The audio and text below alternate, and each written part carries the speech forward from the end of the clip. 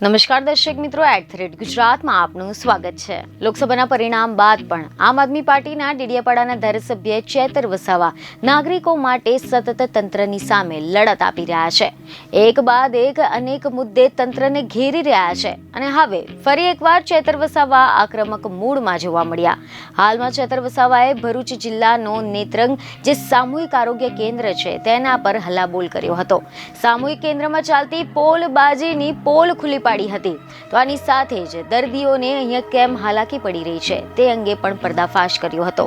હવે જો આપણે આના વિશે ડિટેલમાં વાત કરીએ તો મીડિયા રિપોર્ટ અનુસાર એવી માહિતી મળી રહી છે કે ભરૂચ જિલ્લાનો નેત્રંગ તાલુકો અસ્તિત્વમાં આવ્યા બાદ રાજ્ય સરકાર દ્વારા કરોડો રૂપિયાના સામૂહિક આરોગ્ય કેન્દ્રનું નિર્માણ કરવામાં આવ્યું હતું, પરંતુ વર્ષોથી ડોક્ટર અને અપૂરતા સ્ટાફના અભાવે અહીંયા આવતા દર્દીઓને ભારે હાલાકીનો સામનો કરવો પડે છે।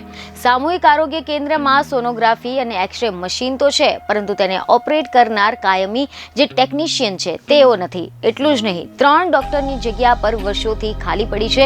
એક ડોક્ટર દ્વારા દર્દીઓની સારવાર કરવામાં આવી રહી છે। તેથી અગર જો કોઈ જાનહાનિ કે પછી કોઈ એવી ઘટના સર્જાય તો સ્વીપરને વાલિયા અને અંકલેશ્વરથી લાવવા અને મૂકવા જવું પડે છે।